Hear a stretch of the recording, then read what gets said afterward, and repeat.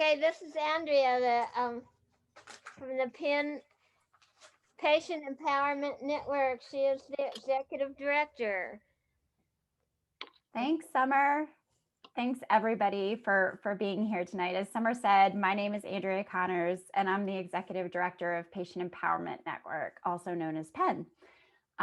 So again, I want to thank you all for being here tonight and for supporting Summer's comedy show, which is a fundraiser for our nonprofit organization. I read the tributes that many of you included with your donations, and I know that beating cancer and supporting our friends and family with cancer is incredibly important and very personal to many of you. It's important and personal to me too, and to everyone at Patient Empowerment Network.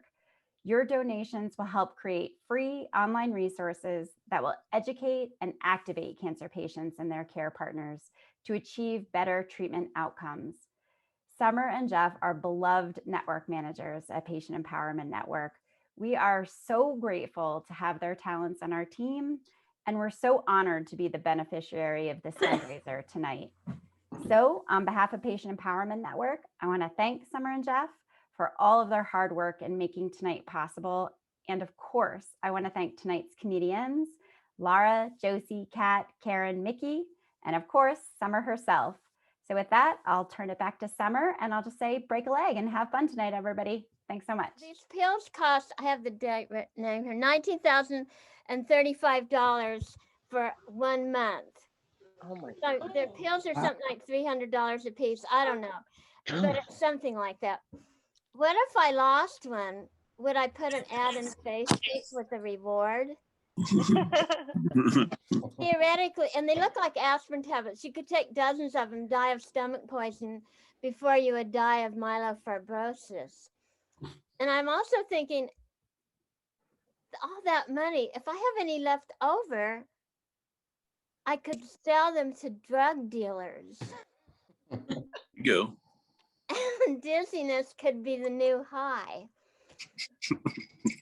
For a while, my doctor was talking about a bone marrow transplant.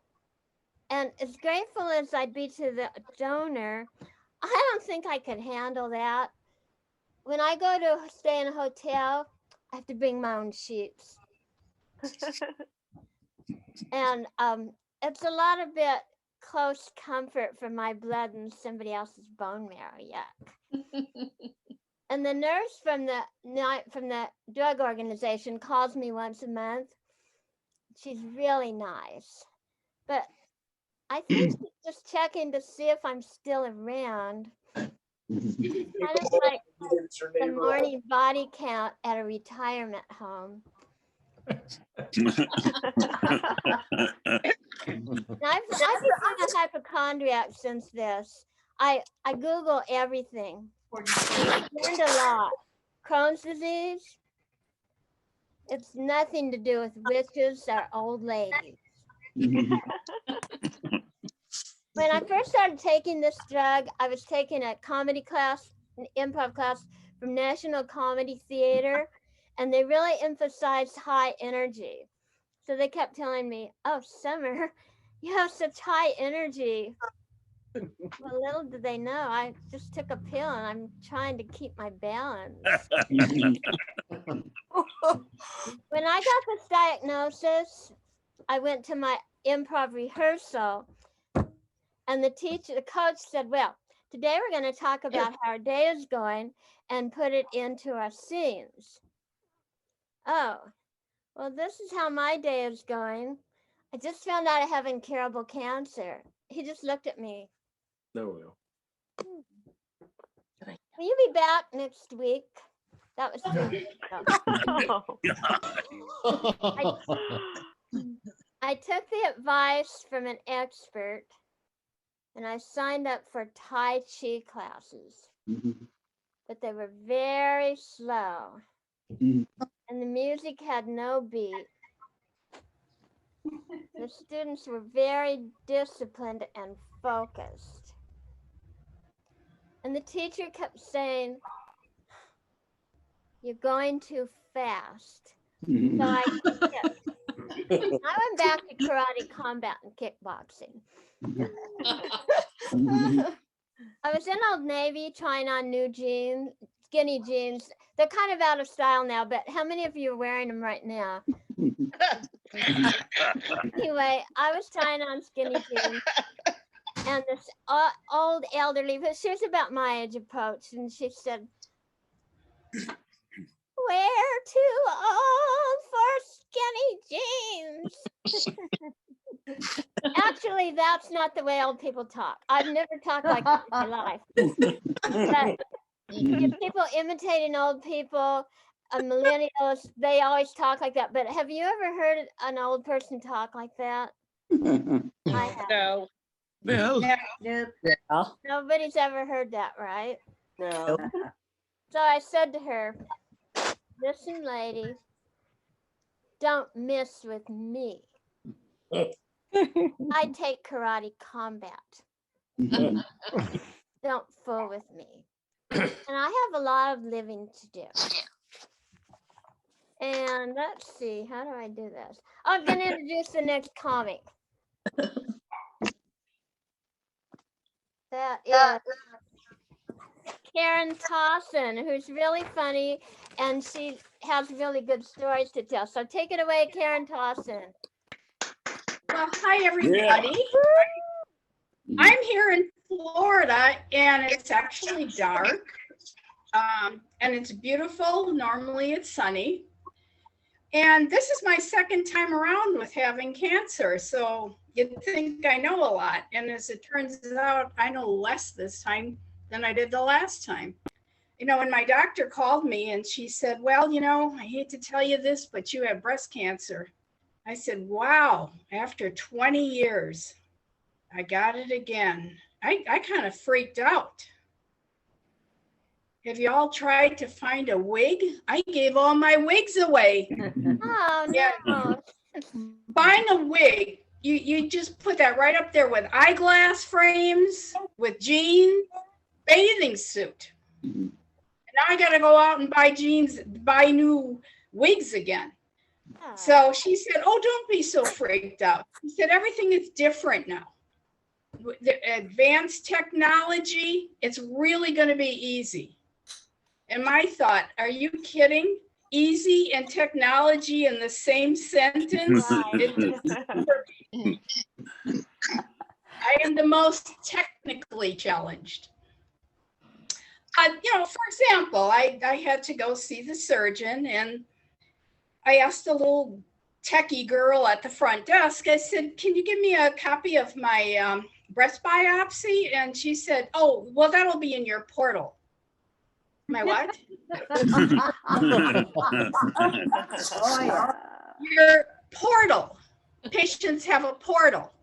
And I'm thinking, geez, the last time I was in a port, I was going to the Bahamas on a cruise. I said, "Is this some kind of a tea thing?" And she said, "Oh, it's really easy. I can fix you up with it. Give me your phone." I said, "Okay." So I gave her my phone. And she looked at my phone and she kind of said, "Do you have a computer at home?" And I said, "I do." She said, "I'll call you later and we'll get that up on your computer." And I personally think she didn't have a clue how to use my phone. So what happened was she did call me later that afternoon, and she said, "Hi, and what is your operating system?" I said, "Oh, you know what? I haven't had breast surgery in 20 years. So whatever system the doctor wants to use for operating is fine with me."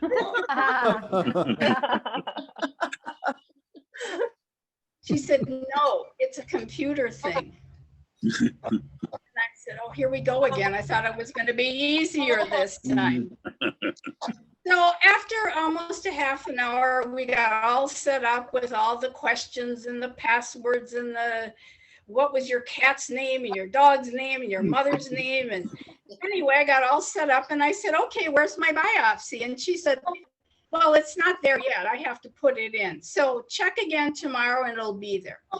So I did. I checked the next day and I happened to lock myself out.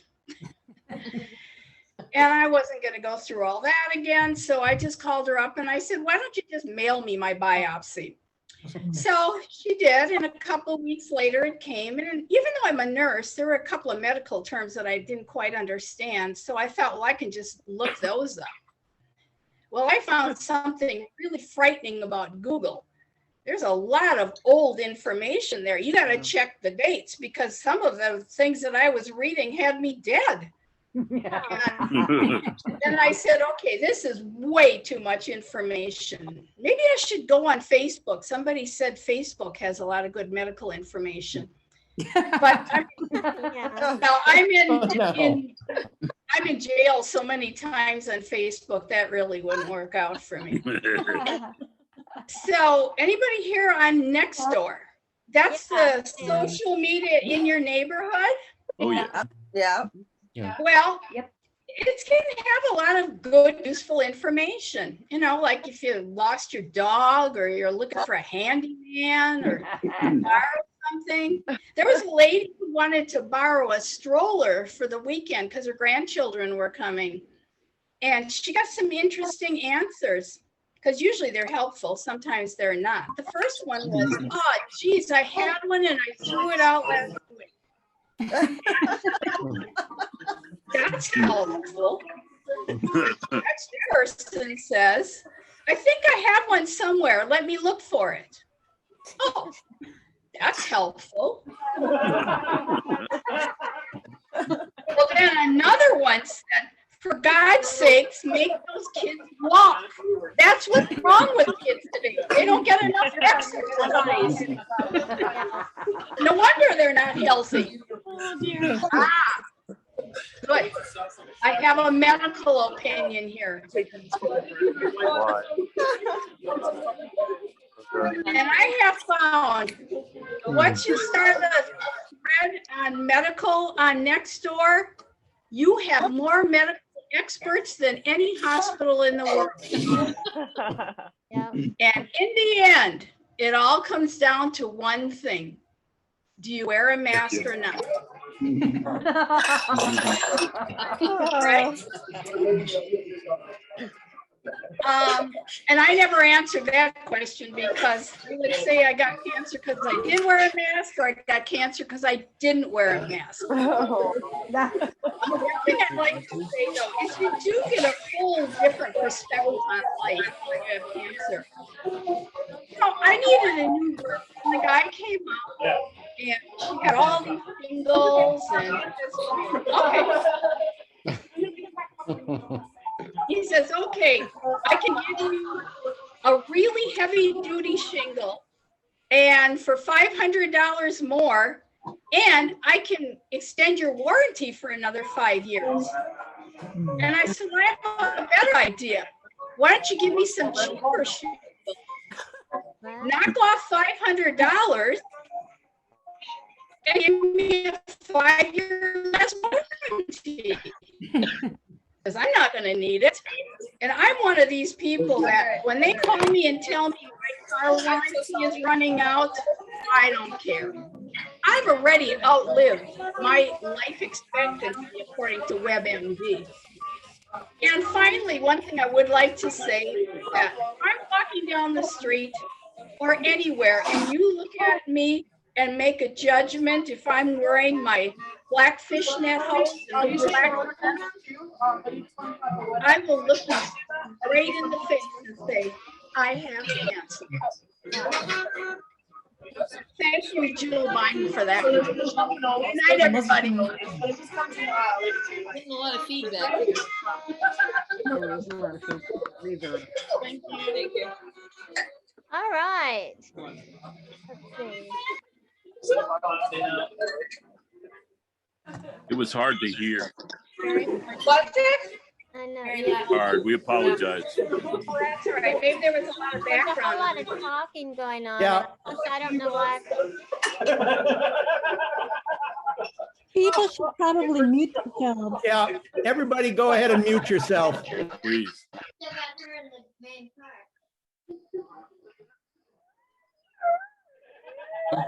Yeah. I can just imagine, Karen, you look darling in fishnets and a short skirt. When I visit you, we should wear those out. He didn't hear you say You mute got me yourself. on mute too, Jeff. Oh. Well, No, I unmute heard. yourself. Oh, okay. So anyway, where I met Karen, we took a comedy class together, and I saw your very first performance, Karen, remember? And that Yes. inspired me to try that. I admired your show so much, I went and I did it. So thanks to Karen, she was my inspiration. And our next comedian, Jeff, is, just a minute, we're having technical problems. Next is Mickey. I know, but you still got Karen in the main thing. That's what Okay. I'm waiting for. So put me there. There you go. Okay. Hi, Holly Ritter. Oh, you've got Mickey. Okay, I was going to introduce Mickey. Mickey is so active and full of fun, and she has a great story. So let's take it away from Mickey. Yay! Yay. You're on, Mickey. Oh, thank you. In my mind, I hear this jitterbug music. I hear it everywhere I go. It just makes me do my happy dance. When I was 5 years old, the neighbors, they knew I couldn't sit still, and so they started calling me Jitterbug. Jitterbug I thought was really cute because it had to look like a ladybug, and we all know that ladybugs are cute, and they bring us good luck when we blow them off of our hands. It was at this time that I met, and she brought me good luck, my friend Pat. She was 4 and I was 5. Our backyards, hers was here and mine was here, and it was separated by an alley. And so we would go back and forth throughout the day. Both of our moms stayed home, and so we didn't have any problem with somebody watching out to make sure everything was okay. And we got along very well for a lot of years. And today, Pat and I are still good friends, which is a really nice thing to do. She's on. One day I knocked on Pat's door and her mom answered it, of course. And I said, can Pat come out and play? And she said, no, she's sick. And I said, well, can I come and that's see how it her? would be like soon. And she I said, picture them no. standing on like a stage. And I Duh. said, This must be. why? What's wrong? And I went home and I wrote my very first poem. I was 8 years old, and it was a letter to my dear friend Pat. And it said, dear Pat, I hope that you get better because this is nice warm weather.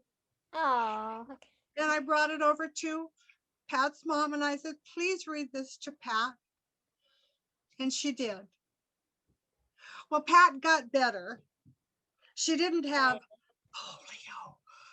polio, of course, in the 50s we couldn't talk about because it was the most dreaded thing. No matter what your age was, you got it. Well, today, luckily, there's a lot of control globally for polio, but there's still some polio in the world, I'm sorry to say. With my friendship with Pat, I learned a lot. She taught me the value of words, that caring was important, listening was important, and kindness overrides all of that, but includes that. Here it is 70 some years later, and Ron and I are still very happily married, not for 70 years, but for a lot of years. One day on our typical walk along the beach, I told him, oh my gosh, I am so tired. I can't understand what's going on. I just have to go home and go to bed. And he said, okay, we'll go home. So I had some things that I had to do that night, but I just couldn't do them. So I went to bed. And the next day I was still totally exhausted. So he said, we're going to call the doctor. So we called the doctor, and the doctor says, well, you haven't had any lab work done in a long time. Let's get some lab work done. And I said, okay. what are we going to do? And he said, well, let's get some blood tests. And I says, okay, well, I have a $25 copay. So along with the usual blood test, can we do some other things too? I mean, $25, well, it's not a lot, and I really shouldn't be thinking about it. I am frugal. And so he said, okay, we'll take some extra tests too. So the $25 was well spent. A few days later, my doctor called to say that I was severely anemic. More tests were needed. What do you mean more tests are needed? He says, well, you have internal bleeding somewhere. And I says, okay, what does that mean? He says, well, we have more tests. And I said, so it's another copay of $25? Again, I'm fiscally prudent. And he said, well, you need a colonoscopy. And I says, it's only been 7 years since I've had a colonoscopy. They're supposed to last for 10. What gives with that? And he says, well, sometimes we need to start there. And I said, since we're going to be doing a colonoscopy, why don't we do something else along with that? I mean, it's the same copay, and I am fiscally concerned. And he suggested, okay, we'll do an endoscopy and a colonoscopy. And I said, wait a minute, that's one end and then the other. How could you do that? He says, we'll do it. And I said, okay, 2 for the price of 1. That's a bargain. Now you're going to say, okay, what's the difference between frugal and cheap? Frugal, I want the most for my money, and I'm not going to waste my money, and I'll do what I have to do. Cheap says, I don't want to spend a lot of money. I really need this, but can we negotiate a smaller price? Everything's negotiable, isn't it? Well, truly, maybe not everything. The colonoscopy, endoscopy, boy, those are 2 big words, were scheduled in late July, and everything went well, at least as far as I was concerned, since I was out.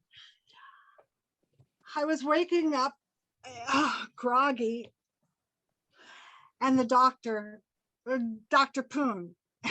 Now, I got to tell you, that is some name for a doctor who does colonoscopy. If you take off the N, it's P-O-O. Isn't that what's in your colon? Anyhow, Dr. Poon was explaining why they did not do the endoscopy. He found a mass on my colon, and with his experience, that always, well, usually meant cancer. He did a biopsy, and it would take 3 days to get it back from the pathology department.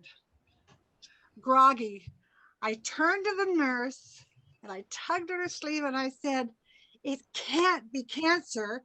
With cancer, you lose weight. I've been gaining weight. 3 days later, Dr. Pooh called to schedule a consultation. We met. It was cancer. Stage 2, it was caught early enough. Then he described the surgery, and it was scheduled for early September. Now the surgery, you have about 165 inches of intestine. Surgery would be to take out 12 of those inches. Me being frugal, I said, since we're there, why don't we take out a few more? Maybe I could lose some weight with this. So he said, okay, we'll take out a little more on each side. He also said, we're going to take out about a dozen lymph nodes all around it just to make sure. And I said, while we're there, the same copay, let's do a few more. He says, okay. He sent us on our way with some pictures. I didn't need the pictures. After Ron and I got home, I did some errands. In my parked car, in the parking lot of our neighborhood park, I sat there crying and yelling and punching the air. Cancer! I said the word, oh my gosh. I said it over and over and over. Cancer, cancer, cancer, cancer. And And then it started taking on a different meaning. Cancer. Can, sir. Can I? Sir. No, can't. Sir. Now it was almost humorous, and I'm playing with the word. I'm no longer afraid of this word cancer. I now started to know I had cancer. It didn't have me. There you go. Then I went to Costco. That's my go-to place. And I rolled my walker, I mean my cart, over to the shoe area. And here it is in July. And they have rain and snow boots. And I'm saying, wow, in San Diego, they sell rain snow boots? But I had to have them. They were embargo. Remember, I'm frugal. So I had to have them. When I got home, Ron asked, why did I buy the rain boots, the snow boots? And I said, well, it's an investment. You see, I think I will be jumping in puddles again. I think I'll experience snow again. It was something to look forward to. Something just as simple as that. Today, I am cancer-free. I have biopsies done routinely, and yay, and each time they come up benign, I do my jitterbug dance. Again, the jitterbug is always in my head. I have two favorite seasons, winter and summer. Winter, I get to wear my rain, snow boots. Summer, not so. Winter, I get to eat warm and cozy foods. Summer, not so. Winter, I get to stay indoors and watch the weather nourish the earth. Summer, not so. Winter, I get to go to bed early. Summer, not so. Summer re-energizes my soul. Both have remarkable golden sunrises and golden sunsets. I truly cannot tell you which of these two seasons are my favorite. The other two seasons, not so. Meeting with Summer Golden and Jeff Bushnell several days after my detoxification of the cancer word. It was so appropriate. Summer asked in her usual fashion, because she's so concerned about everybody. She's the sweetest, sorry about that, Summer, but you really are one of the sweetest people I've ever known. Yeah. And before I knew it, I just cried and blurted out that I have cancer. Summer and Jeff hugged me, explained that Summer had cancer also. And I'll never forget how they made me feel that I was not alone, that there were people to understand, people I could talk to, people who could guide me on how to maneuver my way through this process. She was my golden sunrise and sunset. She was my new pat. We all need a pat on the back. Thank you. Oh, Bless you. God bless you. well Thank done. you. Wow. That was so nice. Thank you for saying those things. And it's very moving when I hear you say that. So thank you. I think we've all earned a lot. Wow, that was great.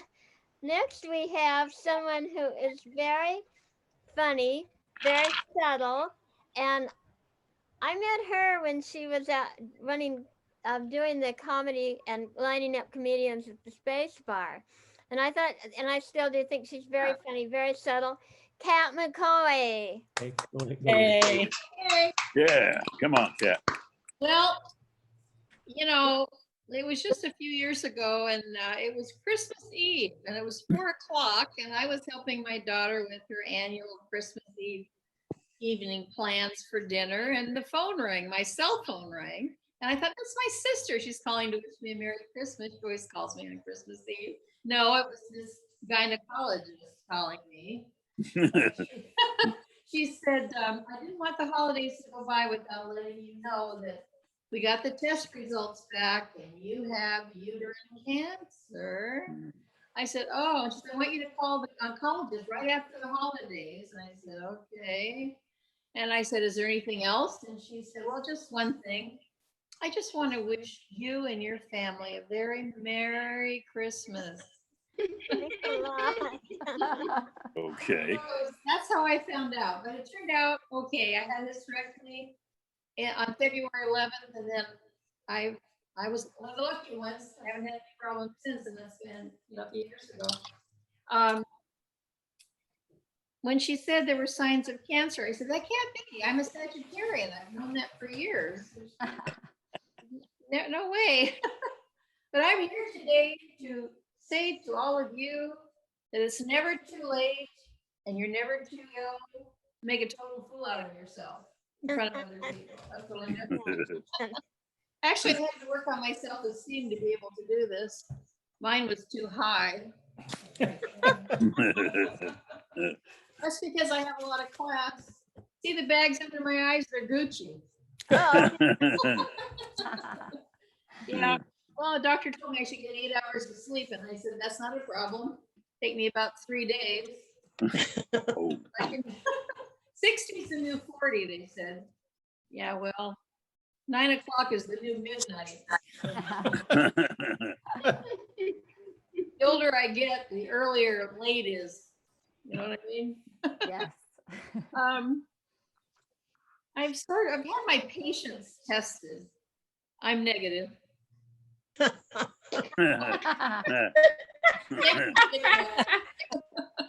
because I'm getting older. I actually feel like I'm pretty balanced. You know, I have a chip on both shoulders.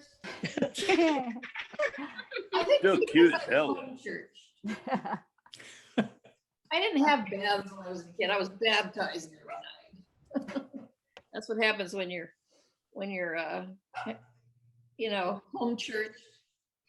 But anyway, I think cancer is a very lonely thing. My echo didn't even come back to me. I'm so lonely. I quit paying my bills. I knew somebody'd call me. Oh, dear. I'd be such a good friend if I had one. Oh. Oh, the last time a man asked me out, I was in his room. No. I just think it'd be nice to have someone to go to dinner with or maybe see a movie. Problem is, movies are so violent, some of them. I really think the hero in some of those movies is the person who sits through it. That's what I think. They're the hero. Don't really care much for sex in the movies. Last time I tried it, the chair folded up. So I tried to say nice things, like I told this one man, I really liked your tie. I liked it when I saw it at the dollar store too. It was pretty. I hope you'll call me again, or better yet, have your son call me. Ooh. I'm evil. I'm single. I'm evil. Hey now. But I'm learning, I don't eat organic food anymore. Don't eat organic food. At my age, you need all the preservatives you can get. I hear you, girlfriend. If you're gonna drink responsibly. Don't spill it. Weird. Agreed. See, the one thing that we all have in common, all of us, is that none of us know what I'll say next. I don't. How would you know? Well, people want to know how old I am, and I just tell them, my age, stone. That's it.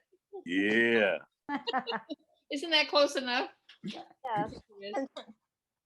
Well, I'm nobody's fool. I don't feel like I'm anybody's fool. I freelance, actually. I can't wear perfume. I have to wear a repellent. Oh. If I want someone to think I can afford a swimming pool, I just dab a little chlorine back. Chlorine. There you go. I live in San Diego. That's where we all sit around our swimming pools and discuss water conservation.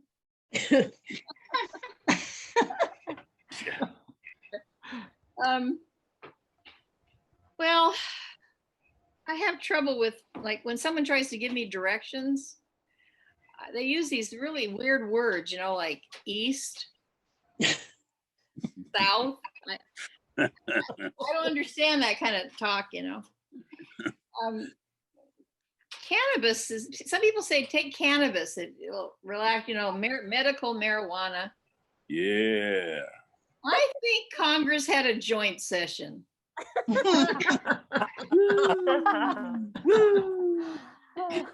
Politics to me is kind of like sex. You don't have to be really good at it to enjoy it.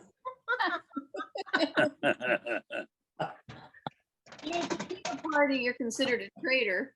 But if you join a party, you're a convert. I mean, you could be both in the same, you could change your party and you could be a traitor and a convert in the same day, but that's okay. Some of you, I believe, are Republicans just because your parents were Republicans. That's what I think. And some of you are Democrats just because your parents were Republicans.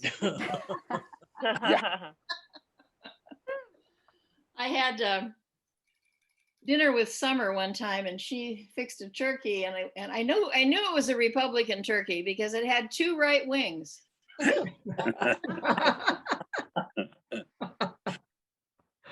Oh dear. I think I swallowed a doorknob because my stomach is turning. Oh God. Oh God. Oh. No, my doctor said, you know, to tell him if I had any new symptoms. And I said, well, the last time I saw him, I said, well, I had this ringing in my ears. And he said, well, don't answer it. Okay. What do I do if I get run down? And he said, well, I'd take down the license plate. Ooh. He asked me if I felt dull and listless. I said, dull and listless? If I felt that good, I wouldn't be here. No, I told the doctor, I said, you know, if you can get me through this, I said, I know you're building a new wing, a new oncology wing on the hospital, and I'll donate. I'll find the way, and I'll donate $1 million if you can just get me well. Well, I got better. I didn't. I ran into him one day, and he goes, "Oh, I was going to call you." I said, "Oh, is my cancer back?" No. He said it was about that donation you're going to make. No, I said I was making a donation. He said, yeah, you were going to donate $1 million. I said, "Do you see how sick I really was?" So I said that. If we spend as much money on research as we do get well cards, I think we'd conquer cancer, don't you? It's just too much money on get well cards. I look at it this way. When you're born, you got 2 chances. You're either going to get cancer or you're not. If you get cancer, you got 2 chances. One is it won't be too bad, and one that could be pretty bad. But, well, there again, you got 2 chances. You're either going to make it or you're not. But according to my pastor, if you don't make it, you've still got 2 chances.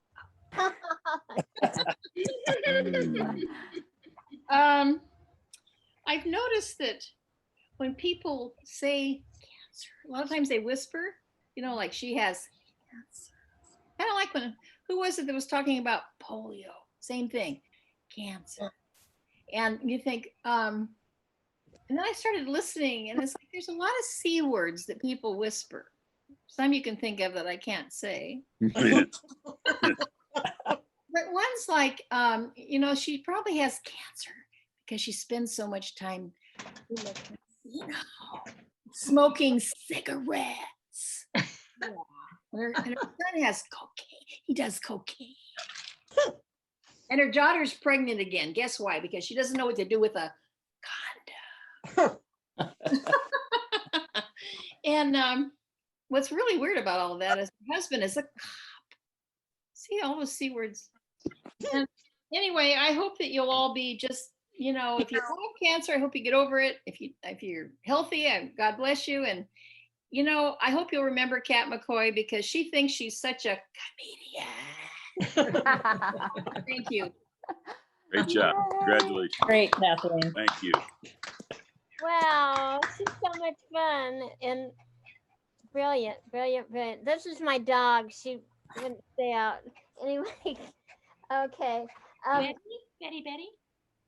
No, that's not Betty. That's Zelda. I won't go on and on about this. She's German. Oh. So I tell my students she doesn't speak English. She just speaks German. Yeah. So anyway, I loved your cat. And next we have a woman that I think I took Tony together. Laura. And Laura I always thought was pretty outrageous, and she's really fun. So take it away from Laura. Is she there? Okay. Yeah. Oh, there we go. Hi, Laura. Hi, everybody. Hello. And thank you, Summer, for having me. I even put on makeup for you. Yeah, that's one thing I've noticed about this COVID stuff. I've saved a lot of money on lipstick and eyeshadow. Amen. No one's seeing me anyway. No, anyway. Thank you for having me. This is really cool. I almost feel like I'm cheating. Yes, I'm a cancer survivor. Woo woo. Okay. It was 12 years ago now. Okay. Matter of fact, I just got notice I have to go get my other mammogram this year. That's always fun having a oh gosh, that's not fun, but the mammogram found my cancer. I got really lucky. I got breast cancer. I know that sounds really funny. You say I got lucky, I got breast cancer.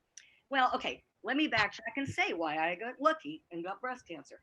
I got it really early. Okay. Really minimal amount of treatment. I only had to have some radiation, no chemo. I didn't lose my hair. Okay. Okay. This was really,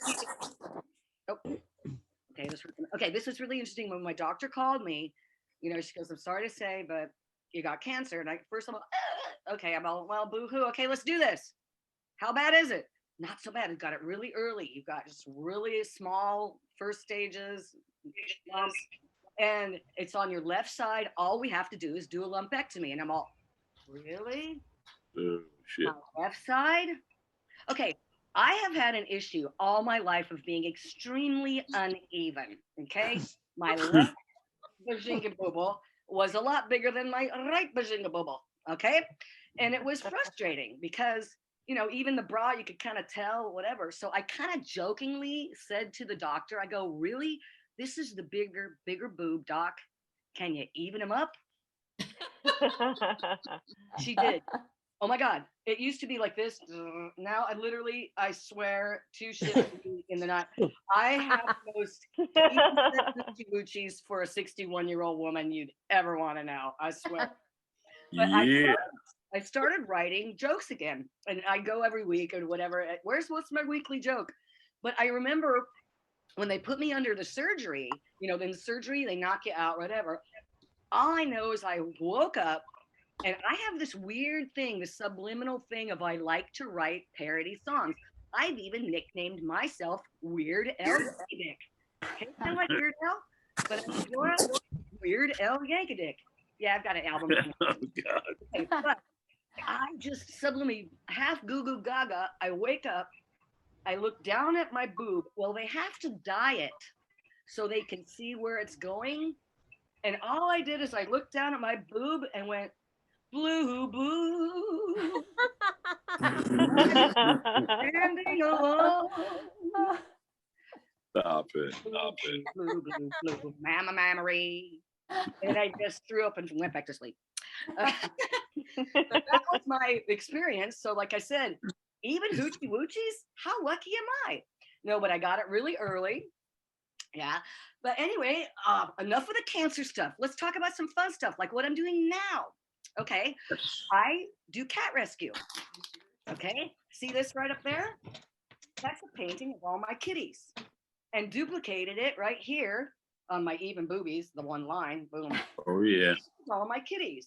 I've rescued 9 kitties. And just for fun, okay, this started normal as 2 cats that were named already. This is Mama and Thomas. Typical mama cat, tom cat, right? Then I rescued Tapatio, then Tabasco, then Sriracha. They're brothers, okay? Then I got their mama, who is Shishito.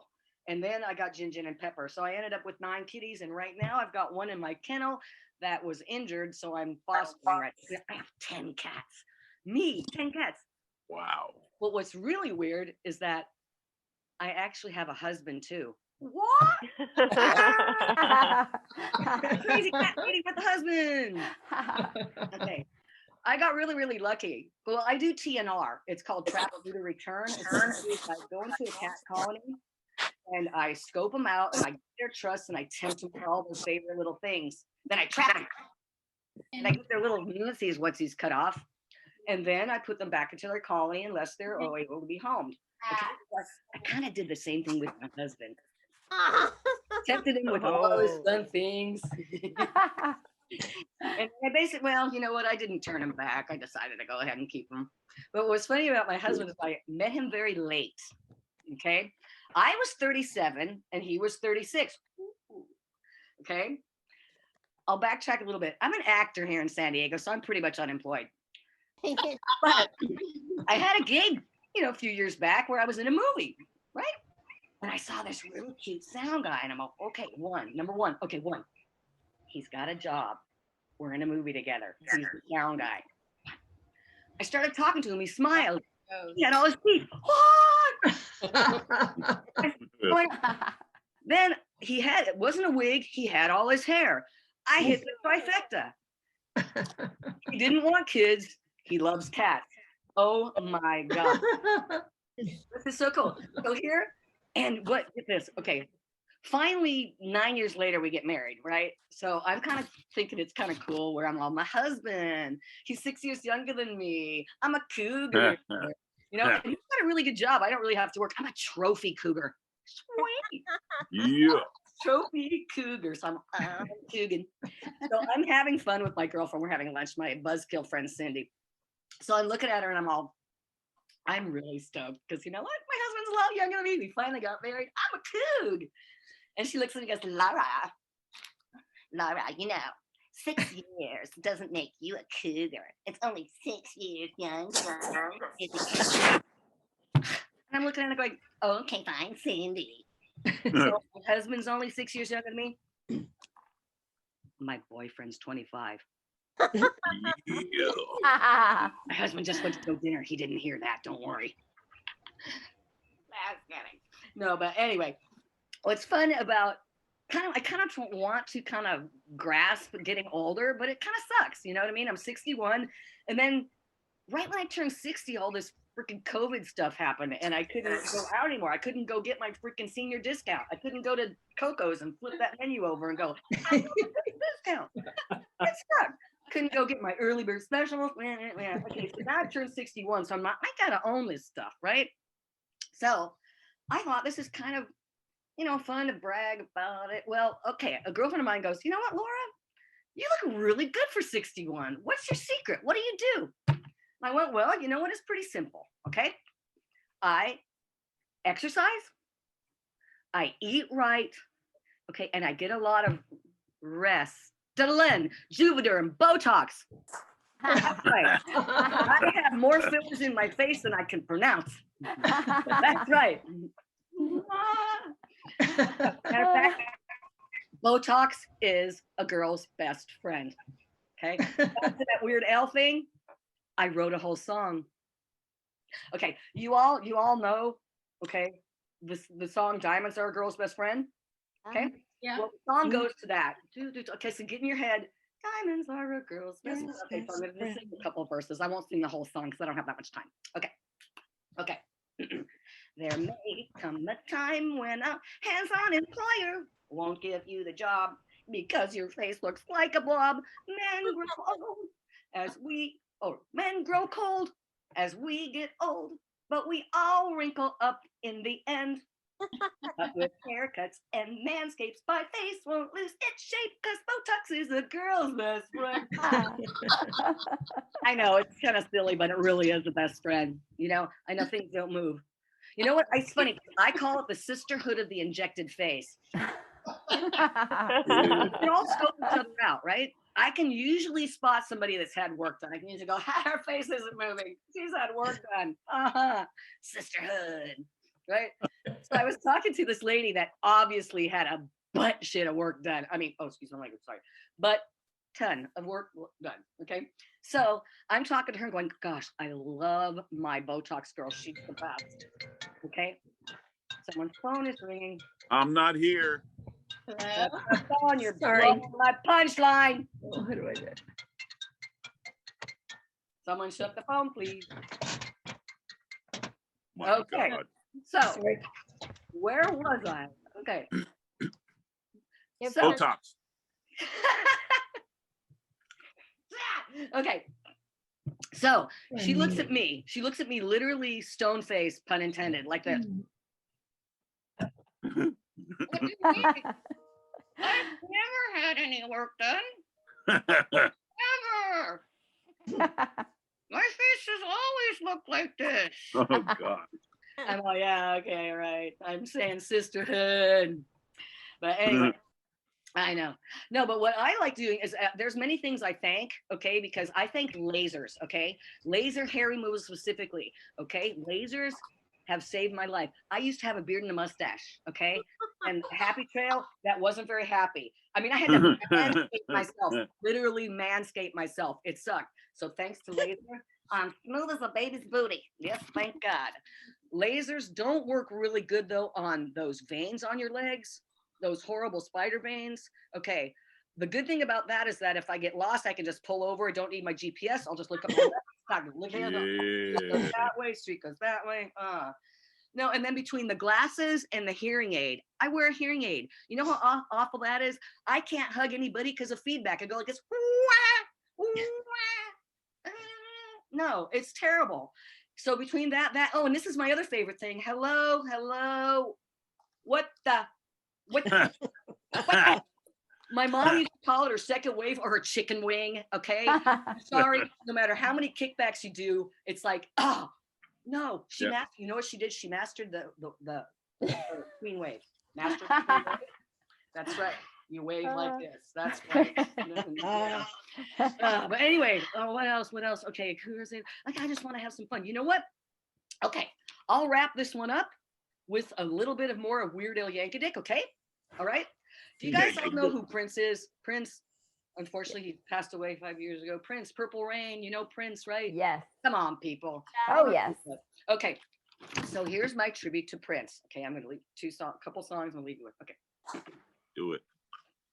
Okay, I know, and then I remember one other thing I want to complain about my oldness. No, okay. Before I do the song real quick, you know what pisses me off? I know I'm getting old when my teenage heartthrob William Shatner is doing CPAP commercials. Okay. And then my heartthrob when I was in my 20s, Tom Selleck, Magnum PI, is selling reverse mortgages. Oh my God, I'm getting old. Now, the worst thing to ever happen, my heartthrob when I was in my 30s was Fabio. If Fabio starts selling Rogaine, I'm going to be very upset. Yeah. Give it time. So anyway, that was just one thing I had to throw in there. I could talk about my crazy mother too, but I'll just stick to my songs. Okay. Now we all know the song Purple Rain. Okay, just think that you're in concert and wave your lighter around. Purple Rain. Okay, so think that. Purple veins, those ugly little spider veins. Yeah. They're so ugly and they're such a pain. I'd wear shorts more often if I didn't have purple veins. That's my tribute to Prince. I wrote that the day after he passed away. God bless his soul. Anyway, don't worry. No college tuitions have been compromised by my Botox addiction. I just wanted to add that to you. I don't have kids. Okay, so I'm going to leave you with my other favorite tribute. Okay, do you all know the Beyonce song, Single Ladies? Put a ring on it. Yeah. Okay, well, if you don't, it goes all the single ladies. Okay, I've rewritten it too, to fit me. Here we go. Sing it with me if you can. Okay. All the senior ladies, all the senior ladies, all the senior ladies, all the senior ladies. Put your hands up. Oh, no, don't put your hands up. You won't like it, but you're gonna grow a wing on it. You won't like it, but you're gonna grow a wing on it.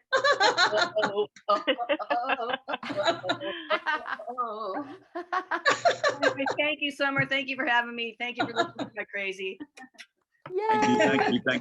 Thank you. Hey, we love you. You're so full of energy. And I don't think you're 61. I think you're a lot younger. You're very sweet. Thank God for Botox. Not good because she looks so much younger than that. Our next comedian, I saw her on YouTube. She's in Vermont, and I thought, well, she's really good, and I really liked her, everything she said, and so I wrote to her, and she is professional and a teacher and teaches comedy, does comedy, but she agreed, and so I'm real happy to have her. My dog, I don't hold her, she's walking around upset. Anyway, so let's take it away for Josie Leavitt. Everybody. Hey. Hey. Let's hear it for all the other performers. It's been a really fun Yes, show. very good job. Great I job. apologize for not having my video on. I'm in a barn in Vermont. I felt like I needed to conserve whatever internet I have going on right now. Yeah, so I found out I had cancer in the parking lot of Lowe's. Not what I was expecting, especially since I don't go to Lowe's that often. And I'm gonna back up. I like to lead with that, but I had skipped my mammogram for almost 4 years. Because I got divorced, I changed careers, like life just, there was always a reason why I was like, no, I don't need to go. So I finally go, and I'm nervous because I'd had a couple biopsies before. I have a titanium clip in my right boob that's always like sets off every alarm in the airport. And I'm like, no, it's the boob. Please just, feel it. But now that I'm not, I'm like, back off. And so I go get my mammogram, and I'm like, and I leave, and I don't feel good about it. Like, I just feel like something's off. And they say to me, okay, we're going to call you. You're either going to get a letter, or we're going to call you if we need to see you again. I said, okay, great. And that was like on a Wednesday, maybe a Tuesday. So nothing happens Wednesday, nothing happens Thursday, nothing happens Friday. And I'm like, I'm fine. They haven't called me. Monday, they still haven't called me. I'm in Vermont, and the best candy here is called Lake Champlain chocolate. And I'm in Lake Champlain chocolate. I'm stressed buying candy because I'm like, I haven't gotten a letter. I haven't heard anything. And it's right before I had to go to a meeting with the Department of Health to talk about a breast cancer early screening for the LGBT community. And I was like, and I'm buying candy, and my phone rings, and it's the hospital. And I'm like, and the guy's like, yo, $27. I'm like, I bought one candy. Expensive candy in Vermont. So I'm literally paying him while I'm on the phone, and the woman is saying, we want you to come back for an ultrasound, another mammogram, and a biopsy. I'm like, whoa, back up. A biopsy? Like, really? She said, we just want to block it all so you don't have to come back twice. And inside I'm thinking, this has never happened before. And, I'm one of those people who thinks like, I'm going to be that great medical patient who remembers everything just off the top of my head. So I didn't write anything down, this woman said. And I thought she said I had lobular tissue. And my mom had lobular breast cancer. So I was like, oh my God, lobular tissue. And then finally, I go to my appointment, and the woman said, okay, so we're going to really take a look at the glandular tissue. I'm like, it's glandular? And it's just worried needlessly. So I go, I have the other mammogram, I have the ultrasound, and then I'm at a teaching hospital at the University of Vermont Medical Center. It's a teaching hospital, and it's biopsy time. And it's me and my partner, and she's sort of behind me, and then the sonographer, who is actually a friend of mine, and then in walks like a clown car of people. I'm like, who are all of you? There was a resident, which is basically a medical student. There was an attending, and then there was a patient care advocate. And I said, do I need you yet? Like, what's going on? And she said, I'm here to give you whatever you need. And so she starts rubbing my foot. It's just nice. The ultrasound rooms, they're dark, they're soothing. It's like getting a massage, but not. And it's always a little warm in there, and you just feel like, I feel at home here. Like, I could stay here for hours because that's how long it took. So this resident, she's like, hi. And your biopsy. And I'm like, oh my God. And I said, how old are you? And she's like, yes. And I'm like, no, I'm asking you a question. She said, no, seriously, guess. No one ever guesses right. And I'm like, 8.5. What? Can you believe it? I'm like, no, can we get on with this? So, you know, the tumor's like under here, and you know, I get it. Ultrasound, I'm like, God bless the people who can read ultrasounds, because I don't get it. I just see gray. I see the moon is what I see. I'm like, oh, we've landed on the moon. And so my friend is a great ultrasound tech. She's just amazing. So she's doing her job. She's got the tumor lined up. And I remember I'd asked my general doctor, I said, what am I looking for? I said, do you see anything in this initial report that's alarming? And she said, no, I don't see the word spiculated, which would indicate it's likely, very likely that it's cancer. So I'm, I'm one of those patients who's like, just tell me, come on, what do you see? You know, and you could see from the ultrasound, if you knew how to read an ultrasound, that this was like 99% certain it was cancer. So, but the ultrasound tech, my friend Lisa said, here's what you ask them. What is your level of suspicion? That's good. That's great. So I didn't get to that yet, because the ultrasound, you know, it's an ultrasound guided biopsy, and the doctor, who we're just going to refer to now as Yippee Skippy, I'm going to do this, and they numb me up, which is great. And then she goes in, and you know, when you're doing a core biopsy, you've got to, I read about this because it was so horrible. You've got to get 2 millimeters away or centimeters away, and then you shoot this thing out through a tube, and it goes like, but if you don't line it up right, nothing's going to happen. And it's a lot like parallel parking in a boob. You line it up wrong to begin with, you're never going to get it right. It's just, you're not, it's impossible. So she's like, and I'm numb, but I can feel her tugging and pulling. And finally the attending says, no, go to your right. Just go to your right. And then she says, no, go to your other right. And I'm like, oh. So that was my, and I said, what's your level of suspicion? And she said, very high. And I said, you see anything spiculated? And she said, all of it. And I'm like, well, that's not what I was expecting. That was on a Wednesday. They said, you are not going to hear from us until Monday. And I thought, okay, fine. What am I going to do over the weekend to keep myself from losing my mind? I'm going to retile my bathroom because I don't know how to do that. And that's a really good. So I go to Lowe's and I go to the tile aisle. I picked out tile and I thought, you know what? I'm just going to go for it. And it's aisle number 41 at Lowe's. And this woman, Veronica, was the manager of aisle 41. And she could tell I was like kind of tentative. And she said, girl, what do you need? I said, I want to tile my bathroom, but I don't really know how. And she just said, well, okay, we got this. She said, you can do this. She said, start with the big sponge. So I got the big sponge and I thought, I can do anything with this. Like everything's going to be, I've got the big sponge. I can clean up whatever mess I make. So then she says, you don't need a cart. You need the thing the contractors have. I'm like, oh, like I know what I'm doing. Oh my God. So she gives me backer board and grout and epoxy and tile, and my phone rings and I panic and my face turns white. And it was a robocall, but she said, are you okay? Scan. And I said, I'm waiting to hear about a biopsy result. And she looked at me with the warmest face and she said, I just signed my divorce papers today.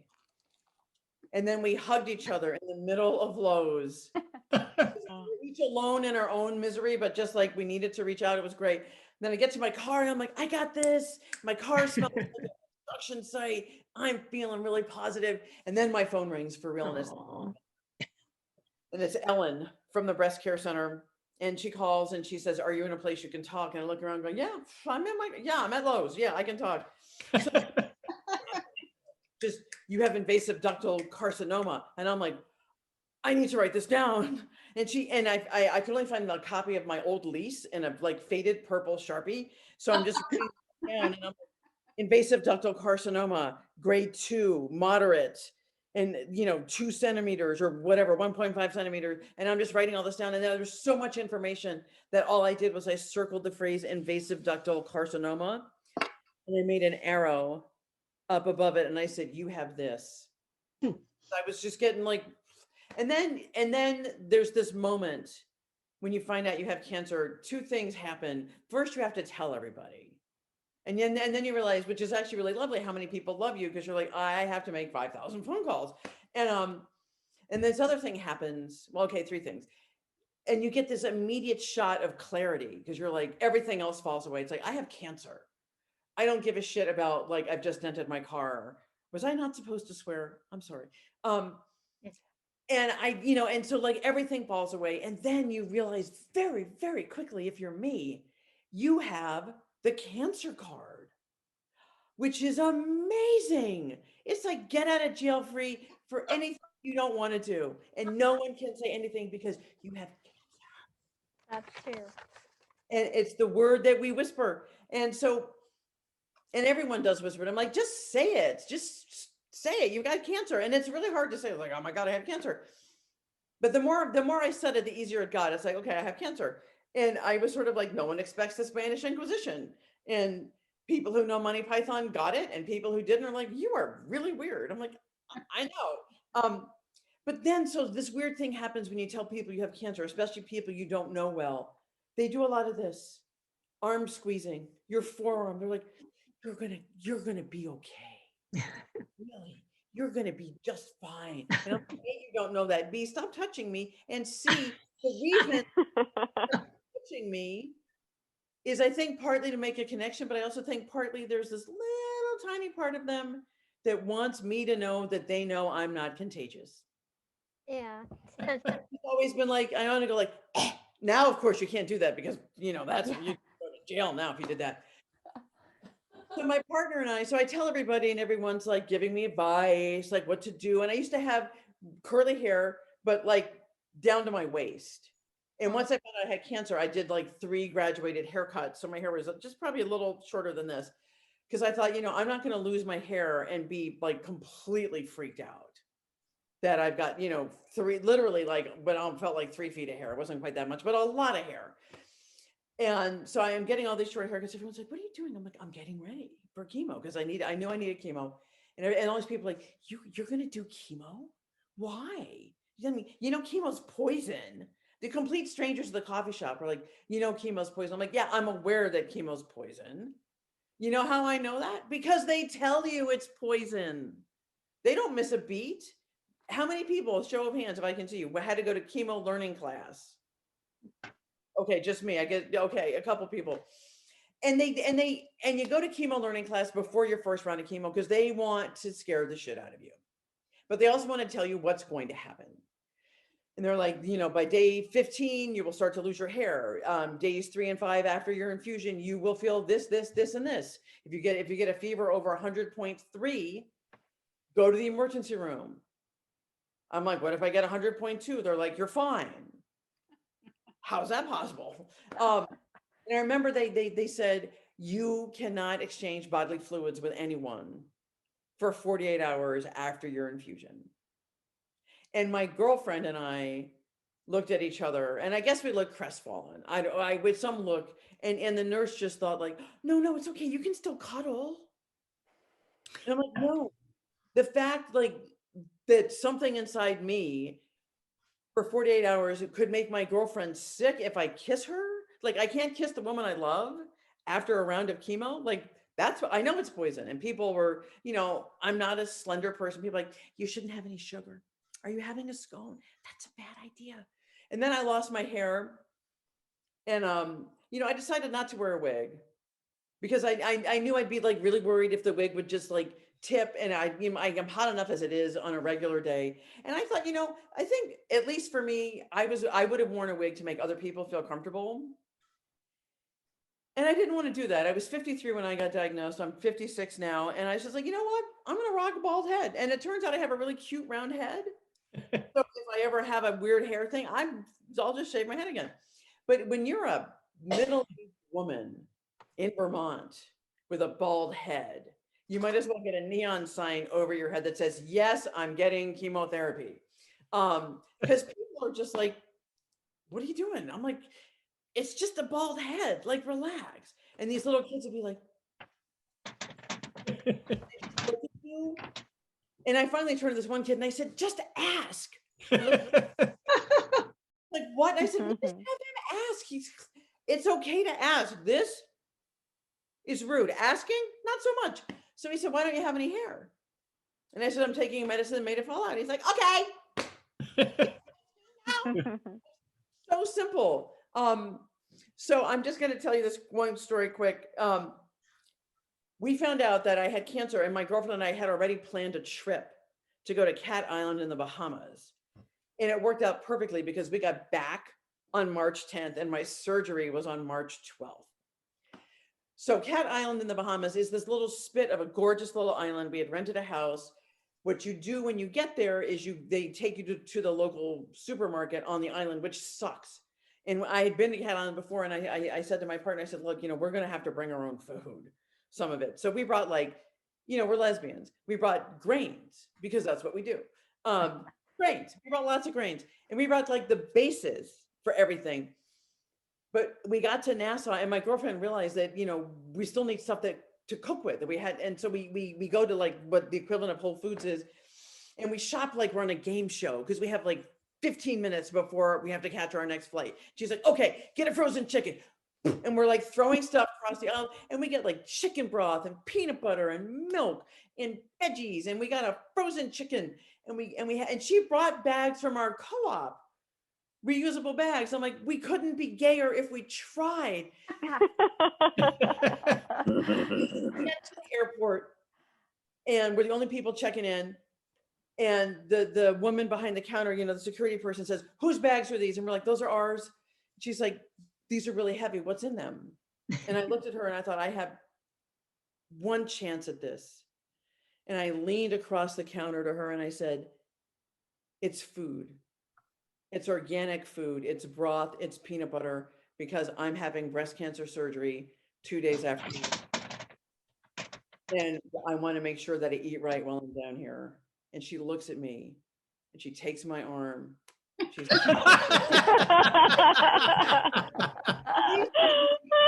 a really important cause. Cancer patients need this. There's a text number somewhere floating around. Text to give. It's really simple. Thank you very much. Yay. Woo! Woo! Good job. Good job. Hold on. Oh my gosh. That was so endearing. I think your presentation makes everybody love you so much and understand. Anyway, all the comedians were great. Let's give a big hand to all the comedians. They're all wonderful. And if you have any questions, you can put them on the chat room, and we're going to have a question and answer thing.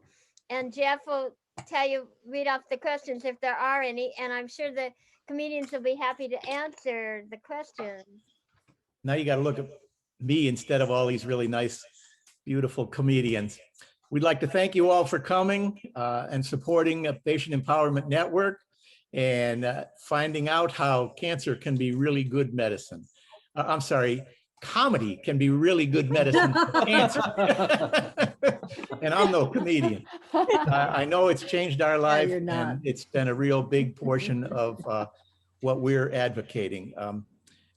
Just like I think it was Mickey that said, you can't let cancer control you. And all of these comedians found that they started controlling their lives again when they got into comedy. So we'd really like to thank you for coming and thank you for your support. And that's our show for the evening. Thank you.